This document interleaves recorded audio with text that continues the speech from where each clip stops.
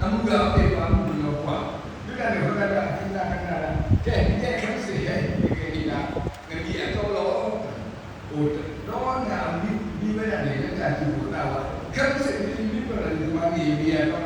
Mara tadi ada juga dengan ini ya, ni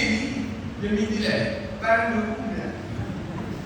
Apa dia pandu dia? Apa orang dia? Apa?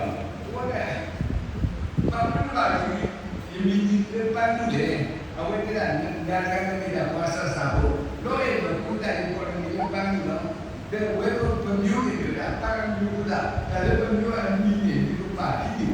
yang paling merah pandu lah. Dia pun dah pandu apa? Kita bakal yang pandu dong. Awak yang kita itu, merah tadi, pandu, koyak pandu dulu. Bila dia kata dia suka pandu, mari ibu gaya ni boleh kita cuba bahasa mana yang dulu. Dia itu seperti ini jadi koyak pandu, koyak Picasso. Maria mia tonta hati lebih pada aku tidak tahu dia pokok kerja pada aku tidak tahu begitu kayaknya ini minta apa bila kita kerja apa sahaja soalnya tidak loh ini tidak loh ini kami tolong awalnya di pokok kerja kita ni kita lihat kita soalnya kita hari ini yang putih ini dia Deminya, bila parkir loh, kalau parkir mana kita ada tu, mana kalau parkir, dua puluh pagi di mana parkir loh, mana dolar, pokok mana dolar dekat pokok, apa kita ada tu, tak ada orang orang so parkir, macamnya, perlu dah, terbakar, kalau parkir di mana ini masuk pada tadi, kita ada dalam bodoh, dan bila dia jadi macam bahasa tadi udahani, tadi udahani yang dibuat celo, walau kalau waktu itu sudah, kan bodoh, dia buat betul dia apa ni, bila coba sah, dibuat kali, aku baru dia suatu, awalnya dia sudah tadi benar, betul lah, tadi dia sudah ini, dia buat dia tangki, rasa dia tak apa, juga dia bantu. Kita juga, akhirnya kita yang berbantu, kita juga, dia dosa kita ini mudah kau kita sudah ini itu, apa yang kita dona, semua dona juga buat, ya, untuk bawa demi dia atau dia, bawa demi dia ni, ke hati demi dia, kita kalau pakai dia kulit, dona, doa, bahkan pagi. Akhirnya bagi yang dijaga, bagi yang dijaga, dan bagi yang dijaga. Kalau tak boleh ada minum, menurut bagi mana orang tak ada minum sebab dia kita boleh bagi dia kurang bagi ya ni kerana lo kini betul apa melakukan dia, ketika awak dulu kita pernah apa putih, kita mesti bawa mana tak terus ya dengan itu pula bagi awak ada proses membiru lah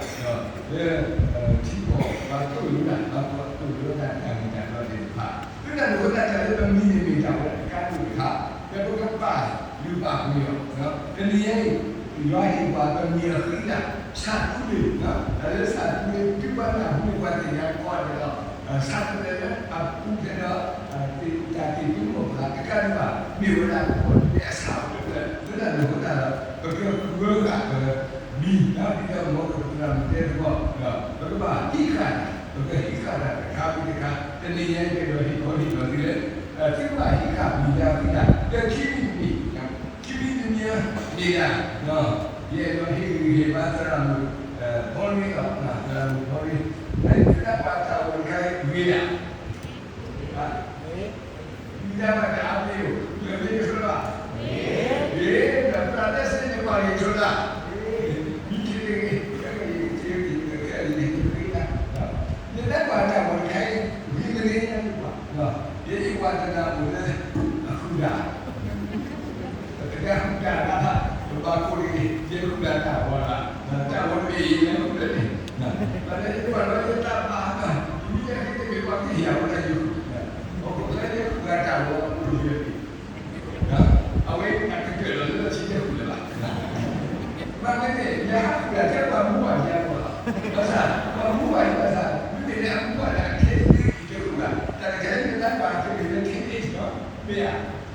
lo è la pizza originale no ma non è che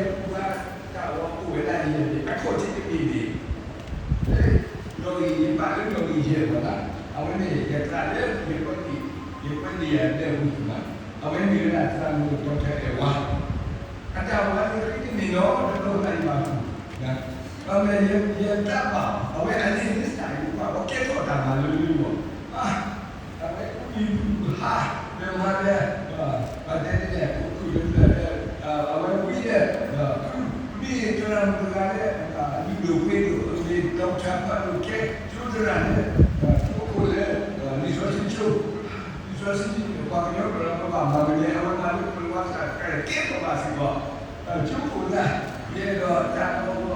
Dia paling popular dalam fakta, dia pun dia sudah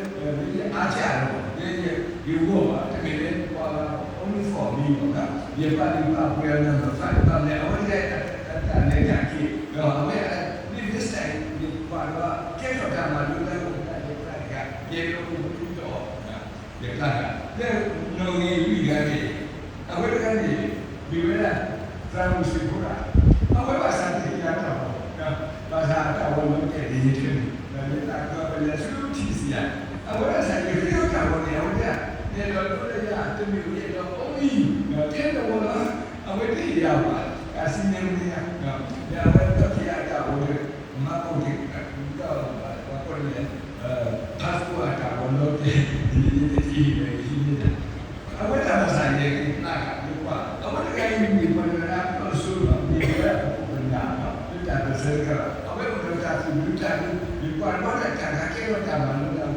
ini nama pikiran yang kita mesti. Kita mesti bahasa kita. Mari kita orang bahasa kita kita mesti dia. Pada yang pada yang pada aku dia apa. Udah dan dunia tadi dia waktunya Allah meminta mesti dia. Pada jiwa pada lalu udah dipakai dia. Pada yang Rasul udah jatuh di neraka. Dia pada yang ajak kan, pada yang pakai. Ini kerja jadi no incip dia, no polilah, no poli itu dia kerja tahu wanita tahu. Apa ni? Kalau kita ni kerja cuma, kerja cuma dia pun berbagai mungkin saja. Ini mana? Bila toh malam dia apa kuku, apa awak kerja kita apa kuku lah. Bahasa awak awak muda, yang biasa, awak terbiasa, usah, dan kemarin awak pun tidak ada kecuali untuk kita, kecuali malu itu, kita nak dia pakai boleh, awak dia juga nak form itu juga, mungkin yang jadi dia bisa awak tinggal di paling bawah ni, awak bukan kita, tidak, pada minit dia, lupa minit. Malah gua bahasa ada ini krisis apa yang terjadi dia tahu itu hiawa sudah dia soal ini kemudian kalau lagi sudah saya minta mini bangladesh walau training kesalahan itu mungkin ada suka yang kita tahu dia kira kata kita baru dan dia bahasa itu berbeda berbeda mas Nukuli pengalaman apa? Bagaimana ini mau? Kasusnya ini nak umumnya karena orang kalau orang karena kami ul bahasa bedo ini maaf orang karena kini ini maaf orang negara dan ini dia maaf orang negara maaf orang negara kalau dia berlaku zero tahu dia zero tahu balik waktu terang kan awak kue yang kita juga sedikit lah cuma sih kalau tak lagi awak sih kalau tak nanya ini kan awak sih awak kan dunia serba ada awak bersedia kira bila apa benar apa lusa ini kan awak sedang achieve ni tu achieve ni ni ada lagi tu dia buat apa ni tak boleh kalau kita buat kita tu belum set tu ada gambaran ni dia buat yang tu dia buat ada dulu ni kan nah kalau dia bangun dan lahir อยากพูดเลยมีการพูดแบบบ้านหรอเพราะมันจะมาแค่ไหนเดียวนี่เอาไว้ก่อนนี่เนี่ย sorry เนาะท่านจะไม่ได้ท่านไม่ได้ทำอะไรกว่าเรานี่ก็สิ่งเดียวเราอาจจะทำไม่ได้กว่าเราแต่นะครับเดี๋ยวแต่เรื่องบ้านเรามีจริงเหรอเพราะว่าท่านบอกมันเนี่ยเจ้าไม่เจ้าพูดแบบบ้านหรอแม่สอนเลยเนี่ยอยากพูดแค่เนี่ยโอ้ท่านรู้ท่านละที่เที่ยวมาไม่ได้มีรถเรามีทางดูมาเป็นเรื่องที่ว่าเป็นเรื่องถูกเราก็ว่าแต่ว่าการดูเนี่ยมันดีมีมาดีกว่าเนี่ยว่าโต้มีมาเนี่ยมาที่ละของทุกอย่างเดี๋ยวเราว่าภาษาเรื่องเดียวมันดีเจ๊งที่จะไม่ชี้จะเลยนะเนี่ยมีอะไรบ้างเนี่ยมีโอ้ยแต่เรามาจะนั่งเอาไว้เรื่องแบบนี้ภาษาโลกีก็ที่ยาวนะได้เนี่ยที่ที่มันกันว่าเย็นภาษาเรื่องนั้นก็ไอ้เรื่องสักเกี่ยวกับมาเป็นสิ่งเราอาชีพที่ดูกันอาชีพที่เราถูกดูแล้วก็นี่ว่าเราเนี่ยการดูเนี่ยมันจะถูกดูกันตัวนี้เอาไว้ก็สตอรี่เรื่องเอาไว้ถูกดูกันอย่างเรามีโอกาสมาดูเนี่ยได้ดูกันดูได้เดียวมันจะได้อยากดูได้ที่การนี้มาดูได้เนี่ยdia ada usaha dia apa dia nak di rumah ni kita bukan semua ayah pun boleh kami nak ni loh apa dia punya apa dia awak cakap ni lah bertuan ni apa wadah tu lah bila kamu ni juga hidup wadah lah ni tapi orang tak kau tak siapa kau boleh tak kau orang apa ni awak dia awak ni mau tak kan ubahนี่ก็ถือว่าการโคตรที่แบบก็การที่ว่าเอาไว้การพิจารณาที่ด่าผู้นี้ที่ด่าผู้นั้นว่าเห็นว่าเรื่องนี้อย่างแค่จะมีอันตรายอย่างโน้นโอ้ที่จะทำให้โซนบ้ามือฉะนั้นแค่คนละการที่เราไม่ได้อย่างที่ดีมาเอาไว้ตรงนั้นผู้ใดว่าจะถูกดูหรอกนี่ก็เดี๋ยวคนเรามีใจเองอย่างที่ใครอยู่ที่โน้นของเราแล้วก็ว่าอยู่นั่นแหละเป็นอย่างที่เราบอกเลยเอาไว้ตรงมาหาโชคได้เราที่เวรอยากทุกสิ่งเลยโอ้ยท่าที่สิ่งของเวรเนาะอยากแค่นี้ก็มาหาโชคที่มีมาไม่ได้ก็นี่เป็นอย่างที่เกิดขึ้นที่มีเวลาได้ที่บาสุกำเนิดนะกำเนิดที่เป็นวิธีมีบาภาษามีสุขุมเรื่องคนเนี่ยการมีแต่บาปุริกว่าเนี่ยน้องบาก็เรียกว่าการสักของพี่นะว่าสักของพี่นะว่าสักของพี่ได้นี่เราเกี่ยวกับเนี่ยว่ามาแต่การศึกษาภาษาการเป็นอย่างนี้ที่ได้คนละเอาไปถือสักของพี่เนี่ยสู้นะเอาไว้เราไม่ได้สู้ตัวไปของพี่ตัวไปของพี่บางคนเนี่ยยาวเนี่ยเราเกี่ยวกับมาแต่การศึกษาเนี่ยเราพูดเรื่องเรื่องสมุนไพรภาษาเนี่ยพูดถึงละkita bicara kita bicara di bahasa kopi kita lori kopi lori kopi mesti kita ini apa yang kita cara pula ni kopi kita lah awak itu sampai kopi awak sih kita awak kalau tak kami dah sih kita tak di bahasa cara dengan lori kopi dan ini awak itu di kopi ni mana kita tak boleh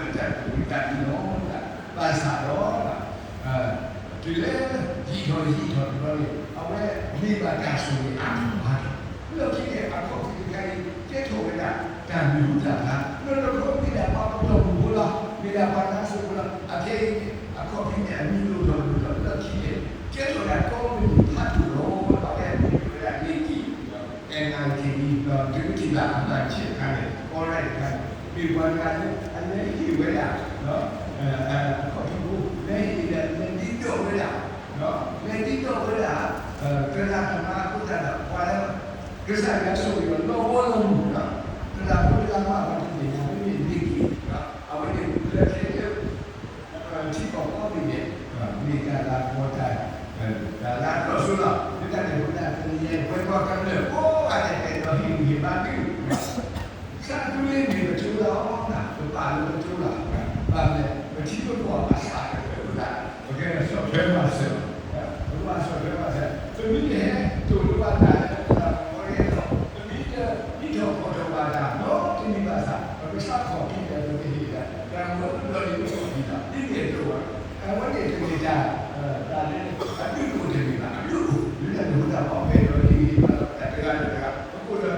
ဘာတိပါနော်ဘာတိပါမော်ရီယာဝစာတူရေဟောဘယ်ကဘုရားကာလာတာဆောဒီပါကာတူတာတဲ့ရဲ့ဒီပါကာရကတဲ့လောဘောလုံးမကိစီဘောဟီနော်ဘယ်ကဟိုဘယ်တော့ပါဘယ်တော့ဟိုလောစာတယ်ကိုတူနေဒီလောနဲ့တဲ့ဘုရားကိုကိုဒီကိုရတယ်ကိုဒါမကိစီထော်ရကိုဒီကျိုးတွေဟိုဒီလာဒီပါတိမိမိလာတဲ့ခါတဲ့ဒီလိုတဲ့ပါရဒါလူလည်းကဒီသူကလူလာတာကလည်းကလူလည်းကနေပါပဲခါတော့ဒီပါဒီပါလေအပြောဆိုတာဒီတော့ကလူလုံးကြီးတာပါအဝဲဒီပါကလည်းပါတော့ရတာကအဝဲလည်းဒီဝါတော့လေဖိတ်ကတော့အခုဘာသာစီရဲ့ဒီဆိုရနေရတယ်ဒီဘောကဘာလဲတော့ဟောလေအဝဲသူကလည်းအဝဲကကြီးနေပါမယ်ကတာဒီလားတာဒီဒီပါကြီးကဲဆိုရတယ်ဘယ်ပေါ့ညာအောင်နေလားအဝဲဒီဘောကဘောလာဒီလိုတာတာလည်းလုံးပေါ့တာဒီအာမတာတဲ့တာလည်းပြင်ရဖြစ်ပြီးပါတော့တာကလည်းပဲသူတင်တော့တာကလည်းဝဲတည်နော်ဒါလည်းဘုရားအကျယ်ဘုရားကလည်းတာဘုရားကြီးရေကတာကဒီမိဘကမိသားစုဒရာမူဒါဝိပညာရမိသားစုဟထောတာကောနာဒါဆိုဒရာမူလို့ရေချူဒါဆိုဒရာမဆမ်းဒါဒရာတစေရအကြီးကတော့ဒရာလေးပါမိသားစုဒရာမူရဲ့တော့တာရပါဒီနာဥပ္ပံဘောရတာရဒီနာဘုရားရဲ့တာရအဲ့တော့ဒီကစားတဲ့ဒရာမူဒုမောတဲ့ပါကဲဒါတစေရဒါကဝိမရပါဘူးပါတော့အဲ့ဆိုမလေးဘယ်မှာဒီကောရတာ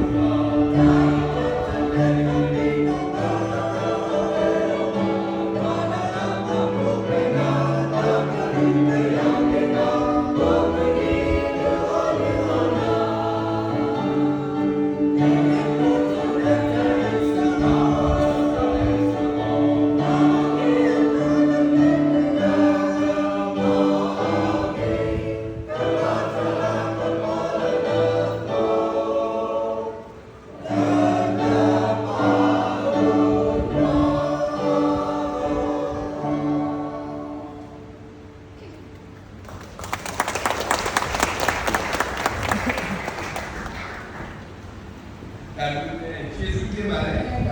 ကျွန်တော်ကပြီးတော့အောက်ပြဆင်းလို့ပဲတို့တော့လေဘုမာလူပြန်ပြောပါတော့ဘာကဲဘာပြောတော့ဘုရားတဲ့မေရေကြီးတာသာတိတော်လူကလည်းပါခင်ဗျာဆိုတော့ဒီတာဆိုတော့ဒီတာကရေးကြတယ်ကြတယ်ဒီတဲ့တော့ဒီတော့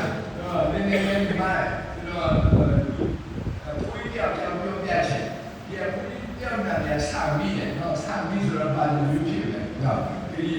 တော့စာပြီးဆိုတော့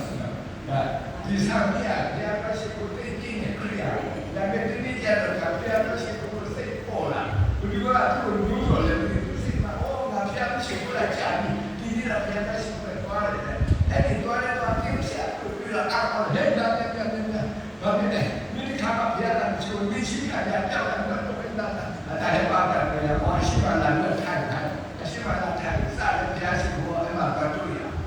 အဲ့ဒီကမှရကန်ဘာလာတော့တရားဟောတယ်ပါတဲ့နိုင်ငံသားအဲ့နိုင်ငံသားကအဲ့ဒီလိုလည်းပြောတာပြောတော့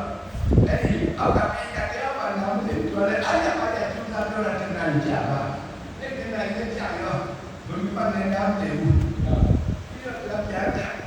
ဘယ်ကစူးတောင်းတဲ့နိုင်ငံသားတွေအခုကအမေရိကန်ရဲ့ပြန်တဲ့လို့အားကျူးစားလို့စူးတောင်းတာတန်တန်ကြဒီမှာနားတယ်ဒီဥစ္စာရဆိုင်ဆိုတယ်သူတွေကလည်းအဲ့ဆိုတာပြောတယ်အဲ့အခုဒီဆရာတွေပေါ်လာတယ်မလေးဘူးတဲ့မြင်ပြီလားမသိဘူးမသိဘူးဆိုရင်ကဘာသာပြန်ပြီးထားပြန်လာဒီအပေါ်လာတော့တဲ့နိုင်စူးတောင်းတဲ့တော့အားလုံးရရှိဖို့နေနိုင်ကြဘလူးမှမရှိဘူးနေနိုင်တဲ့ခြာရောအဲ့ဒီကမာတော့ပြားရှိဖို့ပြည့်သွားစိတ်ကြီးတော့ပြားသွားဘူးဘူးဝင်နေတဲ့ကပြားရှိဖို့လာတဲ့ခြာတော့ဘူးကလည်းအဲ့ဒီဆက်ကပြောတာကဘူးတော့ဘူးပြားရှိဖို့လာတဲ့ခြာပြားဘူးကအဲ့တော့ဘူးနဲ့ပါတယ်အဲ့မှာဒီကဘာလဲဆိုတဲ့နေထောင်းလာဆိုတဲ့ပြည့်ထောင်းလာတယ်အဲ့ဒီကချင်းပြပြတာပြားရှိဖို့လာတဲ့တကယ်ချင်းအမလေးနားပြားရှိဖို့ပြီးတော့ရှောက်နေတာခြာလာတယ်မြတ်မလေးနဲ့တကယ်ပြောတာကပြားဒါဆိုမြတ်လို့ပြားပတ်ပြရတယ်တရားကြီးနဲ့ပြရတယ်ဒီနေ့လည်းအားလုံးတရားကြီးနဲ့ပြရတယ်အဲ့ဒါကဲဒီနေ့တော့တရားကြီးနဲ့တွေ့ရတယ်ဆိုတော့တကယ်ပဲပြစ်တာနော်တတိယမှာဘောမပါဘူးကဲပြောနေငါ့ကိုပြောမပြောတဲ့စားရအဲ့ဒါကငါပါနော်ဒီလိုမပြည့်ဘူးမျိုးလိုက်ဘူးအဲ့ဒီတော့ဘာတရားဟောလာတဲ့နောက်နဲ့ဘာသာပြန်ဆရာနဲ့ထားတယ်တော့ပို့ဘူးဒီနေ့တရားကရှိကိုအကြည့်ရပါဘူးငါအဲ့ဒါတော့အဲ့ဒီကဘာလို့ဟောလဲငါလည်းဘာလို့ဘာသာနဲ့ဟောလဲပြအတင်းပြီးတော့စာမီးရတာပဲတခုလုံးမပြီးတယ်ဒီဘုရားကဘာလို့လဲပြောစရာကတော့အားလုံးအဲ့ဒီကိုစိတ်နေတာကိုရှိတော့လည်းစိတ်ဆိုရတယ်သူ့ကိုယ်ကိုကြည့်တယ်ဒုံနဲ့အားလုံးနဲ့လည်းထားပြီးတော့ trust တယ်ကိုပြီးတယ်နော်အဲ့ဒါလည်းတဲ့တရားခါတဲ့အိမ်က trust တယ်ကိုပြီးတယ်ဘာလို့စာမလို့ရှိတယ်ဘာလို့ရှိတယ်နော်ကိုယ်စားရအောင်တကယ်လို့ဆိုတော့တော့ဆိုတဲ့ဒီအဲ့လိုဖြစ်တာနော်အဲ့တော့အိမ်ကလည်းအကျိုးရှိတယ်နော်အိမ်ကလည်းထွက်လာတဲ့ဒီချက်ကိုလည်းငါတို့ဆိုတယ်နော်အဲ့တော့အရာကောင်းတယ်တော့ကျွန်တော်ဘာသာပြန်တာမှတ်စားစေတော့ဆရာကဘာလဲတော့ရေးရေးလေးရပါဒီနေ့ကျွန်တော်ကဆရာမကိုဒီမှာအားပေးချင်တယ်နော်နံပါတ်1နောက်ကကျွန်တော်အားပေးစကားနော်နံပါတ်2ကတော့ကျောင်းကိုအားပေးချင်တယ်နံပါတ်3ကတော့အချင်းချင်းကျွန်တော်အားပေးချင်တာဖြစ်တယ်နံပါတ်1အားပေးတာတော့ဒီကျောင်းပေါ့နော်စာသူတွေကျောင်းအဲ့တော့စာသူတွေဆိုတာဒီလိုစာကတော့ကြည့်ကြည့်တယ်နော်သူ့လာတော့မဲတာ problem နော်အဲ့ link လာရှိတော့နော် start without direct နော်မမဲတဲ့စာမမဲတဲ့ကြည့်ပေါ့နော်မမဲတဲ့ကြည့်တော့ကြည့်တတ်တယ်ကြည့်ဒီလိုပြောရအဲ့ဒါမျိုးကတော့ကျွန်တော်တို့ကြိုက်တယ်ဟောသူတွေလိုခေါ်တဲ့ခါ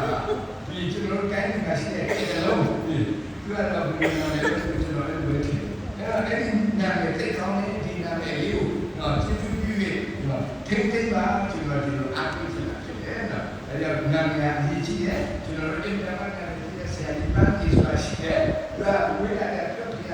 သူ့ကိုကြည့်တော့အမောပန်းကြီးကိုပန်းကြီးနာမည်ဖြစ်ဒါနဲ့သူကအဲ့ဒီပန်းကြီးနာမည်ကြိုက်ပြီးချိလာတော့သူ့ကိုကလည်းကောက်တယ်ပြောင်းပေးစားတယ်သူကပန်းကြီးဆိုတော့ပန်းပါမှဖြစ်နေဆိုသူကပန်းလို့ပဲအရှိမပြေဘူးဒါနဲ့သူကသူ့ ကူရဲ့အရေးတမိုင်းကသွားတယ်သူ့ရဲ့ပြောတယ်နာမည်ကြောင်းပြီးပါအောင်သူ့ရဲ့အရေးတမိုင်းစဉ်းစားတော့ပြောလိုက်တယ်ပန်းကူရဲ့ဘယ်နဲ့စမပြင်းပန်းကူရဲ့တဲ့ပန်းကူရဲ့နောက်ဆုံးကူရဲ့ကြောက်စီပါတဲ့ကကူရဲ့တော့အာရနာမည်ပြီးတယ်ပန်းကလည်းကုန်ပြတယ်လို့ပြောတယ်တဲ့ယူပန်းကူရဲ့အဲ့ဒါနဲ့ဒီနာမည်ကြောက်လို့လည်းပန်းကူရဲ့ပန်းပြီးဆိုတာနာမည်လေအဲ့တော့တို့ကလည်းနာမည်သိကောင်းတယ်ဘုရားရှင်ပေးထားတဲ့စာပင်နာမည်အဲ့ဒါလေးကိုတော့ဝါမျိုးကိုဒီမှာပို့ပြီးဗာတဲ့ထိတ်ပြီးပါဘောတော့ကပြောရမယ်အားပြီးပါဒုတိယခုကတော့ကျွန်တော်တို့ဆရာမကြီးဒီဆရာမကြီးကိုတော့ကျွန်တော်တို့အားပေးချင်တာဖြစ်ပါလေကဆရာမကြီးကတော့သူတောင်းတာပဲတော့ဒီနေ့အကြောင်းကြားတာကျွန်တော်တက်တော့သူတော့ကြားတယ်ဒါပေမဲ့ရုပ်လည်းတော့ကြည့်ပါတော့မိုင်းရွယ်ဒါပေမဲ့လည်းကြားပြသူကတုံးယူတယ်သူကလူရှိပဲအတိတ်ကတော့ထိအောင်စူးစမ်းနေတယ်ဒီလိုလုပ်တဲ့အခါမှာနံပါတ်1သူကတော့ယုံကြည်ခြင်းနဲ့သူကလုပ်ဖြစ်ပါဒုတိယတစ်ခုကတော့သူကယုံကြည်ခြင်းရှိတဲ့လူဖြစ်တယ်တတိယတစ်ခုကတော့ချစ်ခြင်းဖြစ်တယ်နော်ခါတော့ကကျွန်တော်တို့ဒီသွားတဲ့အခါမှာဟောနမ်တူမှာသွားနမ်တူမှာတော့နမ်တူလမ်းပေါ်မှာဘောကစနေကျွန်တော်ဘေးနားမှာကြာသူကဘယ်လောက်လို့အခုတော့တကောင်လို့ခေါ်တာကျွန်တော်ကြည့်တဲ့အခါကျတော့ဟေးဘယ်လာအော်ကျွန်တော်ရန်ကုန်လာတယ်ဘယ်တော့လဲနမ်တူပါမယ်ဒီငါထင်လာတဲ့ငါထင်လာတဲ့ညနမ်တူပါမှာနမ်တူကစလာကျွန်တော်လည်းမတော်လို့ပဲဘာခက်တယ်တော့ကျွန်တော်ဆရာလို့ဒီမှာဘာပြောကြည့်တယ်အဲ့ဒါလည်းမင်းကလောက်လာတယ်မဟုတ်ပါဘူးအဲ့မှာသူမှားသွားတယ်အချင်းနဲ့မင်းကလောက်လာမဟုတ်ကျွန်တော်ဘယ်လောက်ကိုကြီးမှာဒါနဲ့ငါမျိုးချင်ဘယ်လောက်နဲ့တူတယ်မဟုတ်ပါဘူးကျွန်တော်ဘယ်လောက်မဟုတ်ပါဘူးဘာရင်ကတော့မဟုတ်မင်းဘယ်လောက်ဟုတ်လဲကပြလာကပြဘူးကြီးမှာပဲမဟုတ်မင်းကြီးကဘာလို့မျိုးလဲကြီးပဲဘယ်လောက်ဟုတ်လားမဟုတ်ဘူးအဲ့ဒါနဲ့သူပြောတယ်တော့မရမကလည်းအမေရောအမေလည်းကြီးပဲအာမင်းကိုဘယ်လောက်ဖြစ်ရမဟုတ်ပါဘူးတို့ပြင်မှာဒီရတာဒီကတော့ဘယ်လောက်လုပ်ခိုင်းတွဲတဲ့အဲ့ဒါပုံကနေပြောတယ်ဒီကကြီးပဲလားကြီးပဲလက်ဆွေကန်တို့ပြောနေတယ်ပြောမင်းကြီးကမင်းတို့ကဒီနားရှုရဘူးလားအဲ့ဒါဘောတယ်ပေါ့တော့နားရှုရဘူးလားဘာလို့မင်းရတယ်ကပ်ပြီးပဲမှာအာမချစ်တယ်ဒီနားရှုလာတော့ဘယ်တော့မင်းစားထားဘူးလားမရဘူးကဒီဘယ်တော့ချစ်လို့မရတယ်ကပ်ပြီးနားရှုရဘူးဘယ်တော့လဲခါမှမတွေ့ဘူးဒီစားလည်းမထားဘူးကပ်ပြီးတော့ပဲစားထားတယ်ကဲပြန်ဘုရားရှင်ကတော့ဘယ်တော့ကနေပါဘူးပြောသူကဖြစ်နေတယ်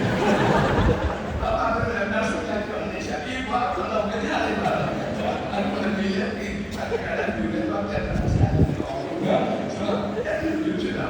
ဘာဆရာမကဘယ်လိုမရမကတော့ခက်ခဲတဲ့ဥစ္စာကြီးတော့ဘူးစကူပဲဒီလိုတော့ဒီလိုကြီးမရဘူးဒီကနေ့ဒီလိုနဲ့ဆက်တဲ့ကံနဲ့ဒီလိုကြီးရဲ့ကံကြီးရဲ့စစ်တော့ဒီလိုထားတဲ့ program ကြီးတဲ့ကတော့ဘူး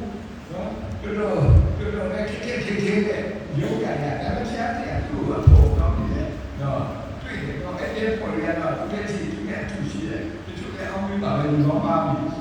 ဒီလိုလည်းရှိပါဘူးတော်တော်လေးအင်းရတော့ပစ္စံတော့ညစီကသူ့အင်းရမှာကောင်းကြီးပြည်တယ်ဆိုတာကျွန်တော်တွေ့နောက်တစ်ခုကတော့ကျွန်တော်တို့ကသူ့အတွက်ဆူတောင်းပေးဖို့နော်ဆူတောင်းပေးဖို့ရှိတယ်ဆရာမ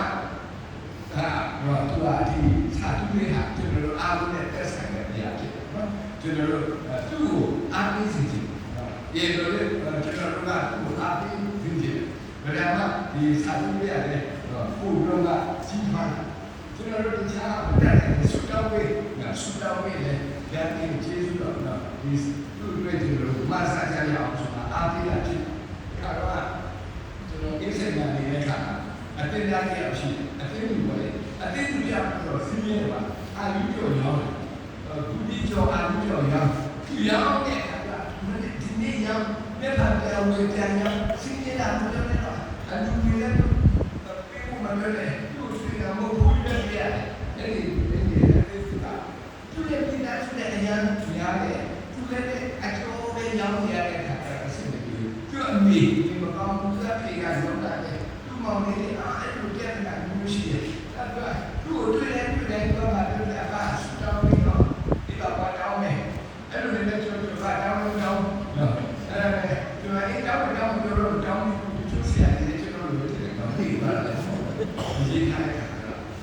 တာအစီအမံဒီတင်းတင်းကြပ်တော့မှာဟိုပါလေလက်ဖေးကောက်တာအပြည့်ထွက်တာသူ့နဲ့တော့တန်းကိုကောက်ပါတော့ပါကြီးအချို့မြောင်ရဘူးတဲ့ဒီမိုးလာလို့သူကငွေချစ်တာအချို့တွေပြောဘူးဒီကုတ်တယ်ပြောကုန်ပြီးအပဒီဘူခဏလာကြောင်ပြောပါဒါမှမဟုတ်ဒီဘာလို့လဲဘုသူတဲ့ဒီအချို့တွေကောင်းဆူတောင်းပြီးသားမှာလူခါပဲတိုင်းနေတော့လူလူဆူတောင်းတယ်ကြည့်လိုက်တော့အချို့တွေလည်းပြောပြီးနောက်ကိုမလို့လည်းကာရမစားချင်နောက်တော့အချို့ဘယ်နဲ့နေပါ့ဒီသူ့ကြည့်တဲ့ခါလေးယူချူတာဒီလည်းတော့အစီအပတ်မှာမဝေးဘူးအဲ့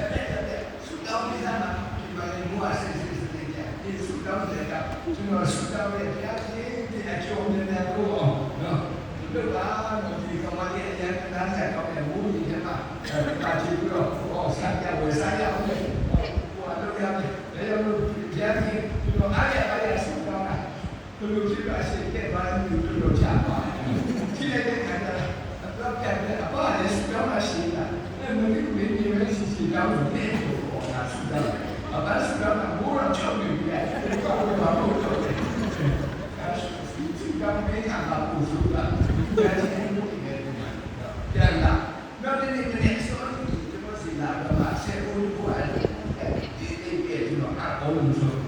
ဒီပစံလူရတာချီရတယ်ဟုတ်ကဲ့ဒီမှာဆယ်ဦးကိုခါမှမပြည့်တဲ့ဒီလာရဲ့တော့ဆုံးပြီးတယ်မင်းကပစံရဒီလိုစကားလေပါရတယ်ဒီမှာတော့တက်ကြတယ်ညတော့ဒီနေ့ကနားပြတော့ဘုရားချုပ်ပြီးဒီနေ့ချုပ်ပါတယ်ဟုတ်ကဲ့အဆူတောင်းရတဲ့ကောင်းတယ်တော့ဖြစ်တယ်အဲ့ဒီအချို့ကိုရောက်တော့ဆူတောင်းခိုင်းတာခဏနေတော့တင်းပြောနာအချို့ဝေတယ်ဝေတော့အဲ့ဒီဘာကိုဒီချာကြည့်တော့ပါတယ်ဒီအချို့အားလုံးကရှိတယ်ဘုရားလည်းအချို့ဝေတယ်ဒီဘာကိုရောက်လာဆိုတာရောက်မယ်လို့ပြောတဲ့အခါတော့တယ်ဒီပြည်ချင်းကတင်းကြီးစပြီးသွားတယ်ဘာမှဝေပါလားဒါကရှိအောင်ကြည့်စီရမယ်ဒီကအဲ့ဒါရှိအောင်ကြည့်စီလို့ပြောတာတင်းကြီးစလည်းပြီးတော့ဒီကဘုရားလို့ပြောမယ်ဒီဘုရားလို့ပြောဘုရားကိုကာမစတဲ့တင်းကြီးစလည်းဘာစုတော့ပြတဲ့ကောင်းတယ်အချိုးပဲစုတော့ပြဘာမှမပါဘူး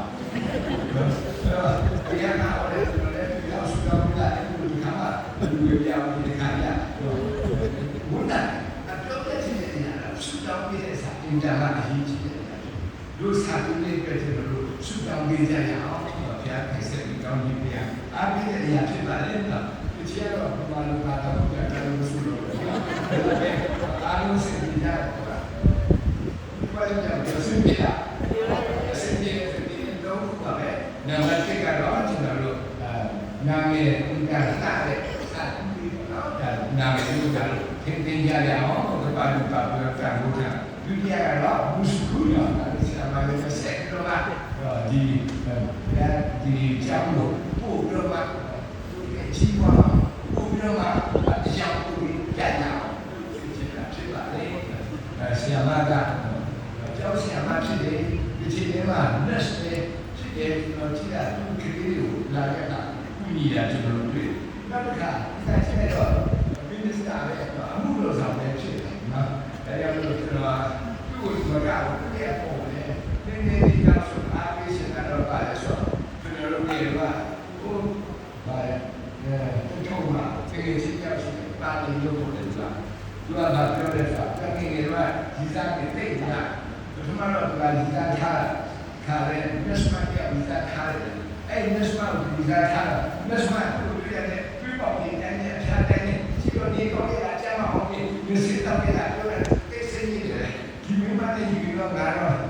ဒီနာလည်းဖြစ်မှာပဲဒီမှာဒီချင်တဲ့ချက်ရတယ်တော့ဆရာမလေးပြောတာတွေ့ရနော်ဆရာမလေးပြောတယ်ဒါဒီစားခါဆရာမလေးကဒီစားလေးဖြစ်ရောအဲ့ဒီချိန်ကြီးတက်ခိုင်းတယ်တက်တင်းကြခိုင်းတယ်သူကမှဒီတပည့်တွေဆက်ဆံပြီးသူလူရှိတော့ပဲလည်းဆက်တဲ့ဆရာမဒီကထားတာမှတော့ဆရာကဓမ္မဆရာမကပြောတွေ့တယ်ဓမ္မဆရာကပြောတယ်ကသူဝန်တာအဲ့ဆရာမ မဆရာမဆိုချင်းတူလို့လည်းမရဘူးလေဒါကြောင့်ချက်ချင်းနေတော့ကြိုက်ရဆိုချက်ချင်းလည်းထားရလက်ထားလိုက်တာအဲ့ဒီအစဉ်ဒီပါလေထုတ်ပြီးတယ်ဘယ်လိုလဲဒီဓမ္မဆရာလက်စမတ်ပါလူလာတော့ရ